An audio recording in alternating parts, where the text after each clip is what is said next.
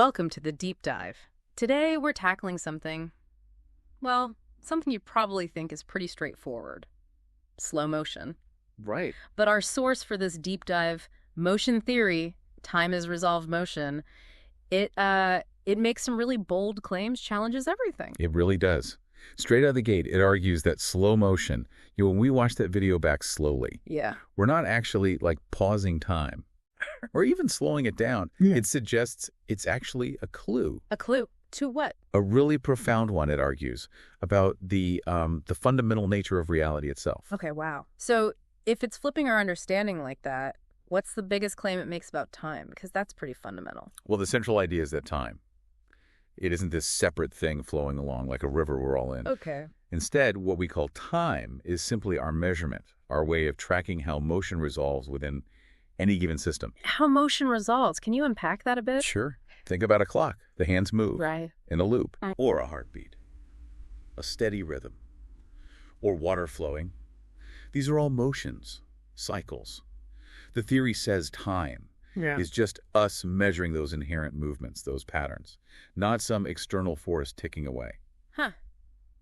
That is a different way to think about it. So if time is just measuring motion, then slow motion, what is it according to this motion theory? It's not messing with a clock then. Exactly. It's not about slowing anything down in that sense. Yeah. It's more like we're increasing our ability to resolve the motion that's already there. Resolve it. You mean like see it better? Yeah, precisely. Like imagine looking at a fan spinning really fast. It's just a blur, right? Total blur. But slow it down on video and suddenly you see each blade distinctively. That blur or something that seemed instant, like a snap, it transforms into this complex dance, layers of movement. The source gives some amazing examples of this, doesn't it? Oh, absolutely. Like a hummingbird's wings, you can't see the pattern normally. Okay. Or a water drop hitting a surface. Right, that splash crown. Or even lightning. Slow it way down, and it's not just a flash. It becomes structured. You see the path forming, the branches. You see the internal motion loops, the structure within the event. Yeah, details and patterns that are just invisible at, normal speed. Honestly, it makes you want to rewatch every nature documentary, doesn't it? Just to see what was really going on. Totally. And the key point the source makes is that this isn't just a cool visual effect. It's more than just tech. Much more. It describes it as revealing something ontological. Ontological, meaning about existence itself. Exactly. About the fundamental nature of being. It suggests that everything, all systems, are actually made of these layered motion loops, like nested cycles. Operating at different speeds or frequencies. Right. And when we use slow motion, we didn't magically slow down time. We just, we synchronized our observation. We tuned in to a lower frequency layer of motion. A layer that was always there, just moving too fast for us to normally perceive. Precisely. Hidden in plain sight, you could say. So, okay, boiling it down. The big revelation here is slow motion isn't playing God with time. It's just reality, but clearer. Seeing the hidden mechanics. Yes.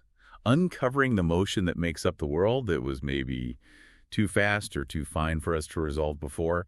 It's about perception meeting reality's deeper layers. Right. It's about resolution, not manipulation. Exactly. Which, thinking about that, it naturally leads to this other really mind-bending question the source poses near the end. Ah, yes. If slow motion reveals these hidden truths, these deeper layers, Yeah. what about the opposite? What about fast motion? Well, yeah, that's the kicker, isn't it? If slow motion is about syncing with slower, deeper rhythms, Then fast motion. it's just motion that resolves faster than we can currently sync with or observe properly. Its structure, its own internal loops are happening too quickly for our eyes, our brains, our current tech to fully capture. So things that seem instantaneous or chaotic might just be incredibly complex, rapid patterns we haven't figured out how to resolve yet. That's the implication. It's Why? motion we haven't learned to see clearly yet.